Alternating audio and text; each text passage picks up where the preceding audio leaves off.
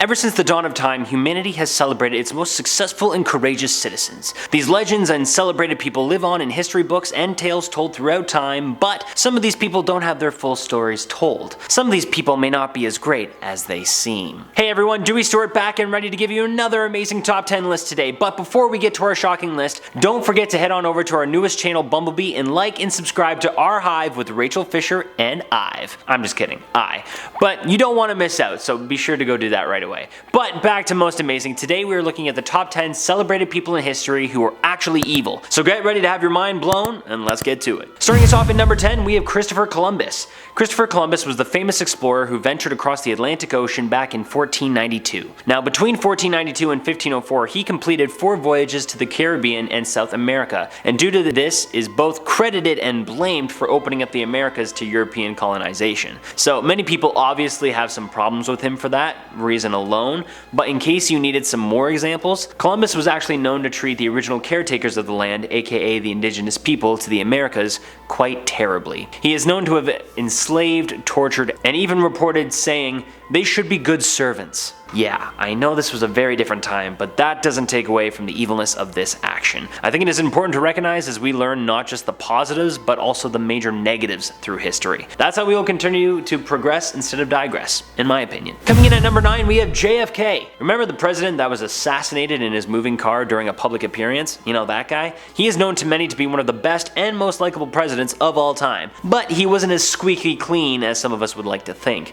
JFK was notoriously known to be a terrible husband. He had a numerous amount of affairs, and sounds like he got away with most of them for the most part. I think I actually knew about this one before, but it just goes to show you that no matter who was in charge of the Oval Office, they are just as human as you and I all are, and no one is impervious to poor life choices. Maybe him and Jacqueline, his wife, had an open thing going, but I wasn't able to find any proof of that. So until something like that pops up, ya boy was cheating. JFK was sure one handsome devil, but maybe the word devil is more appropriate than handsome. Coming in at number 8, we have the king of rock and roll, Elvis Presley.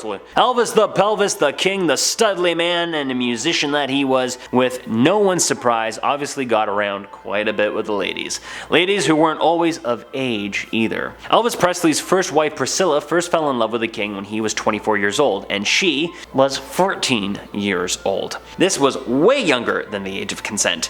Elvis was also 10 years older than her, and you know what? Love can be love, I understand that, but 14 is such a weird age that there are so many different and other foundational and soul-finding experiences that she probably wouldn't have had yet, and he probably already had, and that makes this one just a little bit creepy. So while this may not make the king evil per se, it does raise some questions about the age gap. Nowadays, I think it goes without saying that it most definitely would not have been cool, but in the end, they were only married for 6 years before they got divorced. Could have probably seen that one coming. Also, if her name sounds familiar, it's because you probably recognize her from the famous Naked Gun movies starring as her role Jane, alongside Leslie Nielsen. If you haven't watched those hilarious movies, go and watch them right now, ASAP, well, you know, right after this video. Keeping with the famous musician theme, at number 7, we have the man in black himself, Johnny Cash. This one was supposedly an accident, but I will let you be the judge. Back in 1965, Cash and his nephew were camping in a camping trailer up in the Los Padres National Forest in California. One night, his camper caught fire, which Cash claimed was caused by sparks from a detective exhaust system. This fire burned several hundred acres of forest and killed 49 of the 53 endangered condor vultures. Cash was reported saying that, "I didn't do it,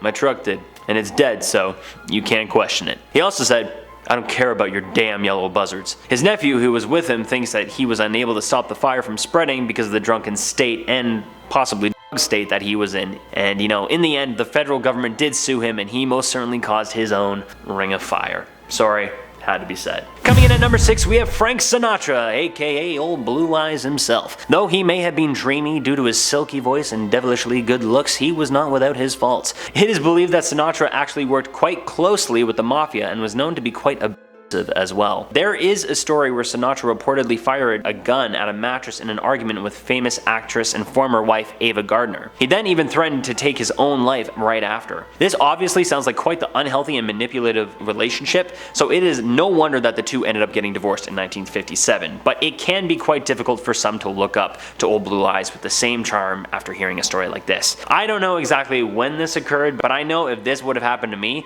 I would have had my divorce papers in hand and ready to sign the next day. Coming in at our halfway point at number 5, we have John Wayne. Is that you, John Wayne? That's right, John Wayne for years and even still to this day is a household name. With all the stellar acting he did in many famous titles, usually westerns, such as his debut in The Big Trail, Stagecoach, and even True Grit, this made Wayne basically an American hero. A tough, upstanding American hero that stood up against evil and wrongdoing criminals in the Wild West. But Wayne was also known to be quite racist too. He reportedly believed in white supremacy and even stated, "I don't believe in giving authority in positions of leadership and judgment to irresponsible people," indicating any people that weren't Caucasian. Once again, a very different time, so it is of no surprise that he had some messed up views, but once again, it doesn't make the words or actions any less evil or wrong. Let's acknowledge what he was in every sense of his being and realize that things he was great at, as well as things that we need to learn to not be, and that shouldn't be celebrated. Coming in at number 4, we have one of the fathers of modern day philosophy. We have Big Daddy Aristotle. Aristotle was born in 384 BCE Greece and was one of the greatest philosophers, scientists, and intellectual figures in Western history. He was great as long as you weren't a woman. Aristotle was known to show a huge prejudice towards women, saying that they were deformed men, and that they even had fewer teeth than males, which obviously is not correct. He even went on to say that women don't contribute to the continuation of the human race, because, you know, it was men who shaped children into grown-ups as human beings. Oh, that's right, I forgot that men were the ones who carried the children for 9 months in their bellies, feeding them and going through the agonizing act of childbirth, not women. Oh, I'm sorry, my bad, Aristotle. Oh, and I'm guessing daughters and little girls were treated with the same respect as boys, considering it was you who were raising them to be functioning human beings, right? Yeah. Sorry, Aristotle, you may have been a good philosopher, but I think in some areas you probably could have used a feminine touch. Starting us off in our top 3, at number 3, we have the infamous John Lennon. I'm sorry, folks. I know just how many of you out there are huge Beatle fans, and don't get me wrong, they are incredible and did quite a bit for rock and roll and music and helped shape it to be what we all know and love today. But let it be known that good old Johnny Boy here wasn't exactly the best partner either. Just like the other rock stars on this list, it is actually quite well known that John Lennon actually frequently physically harmed his first wife, Cynthia. And throughout both of his marriages, he also had a number of affairs. These affairs make sense because he was part of one of the biggest rock bands of all time, and every member in the band probably had more than enough people flocking and competing to win one of them over, even if it was just for a night. But I wonder if the affairs were actually a big deal though, because they came out of the free love movement in the 60s. Either way, the guy promoted peace and love, and he didn't always show it to his partners. A little contradicting there, Jono. At number 2, we have one that I'm sure you all thought about. Gandhi. Gandhi was known to be one of the most peaceful men in the world throughout time, but he was also known to have relations with women who were much too young for him. He was also known to have been in physical relationships with his physician after he took his famous vow of chastity, which is a huge contradiction.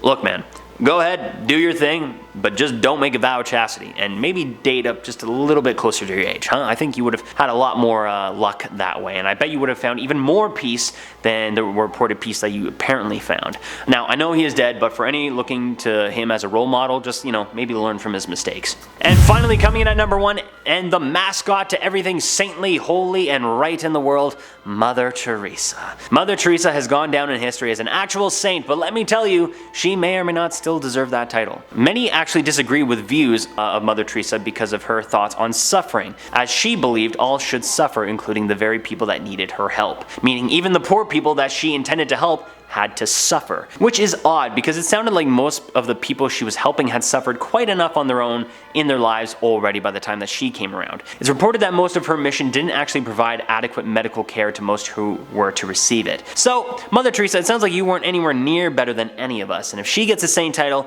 then where the hell is Saint Dewey? Anyway, that has been our top 10 celebrated people in history who were actually evil. What did you think? Did you already know about any of these? Did some of these shatter your image of some of your heroes, or did some of these not really affect you? Let me know down in the comments, and all of these go without saying that these come from a different time, but that doesn't mean that they still weren't bad. It's important to look back and study the past for all the good things that these people did, but also all the bad things, so we don't repeat ourselves. And that's just about it. I mean, I think that's something to keep in mind, and I think it's a great way to go forward. Anyway, thanks for joining me today. I've been your host, Dewey Stewart. I will see you all back here very soon. Until next time, take care of yourself, friends. My goodness, I'm so sorry. I'm so popular. And finally, coming in at number 1, and the mascot. Did I actually mean to say mascot? I don't think so. I'm gonna use it. I think that sounds good.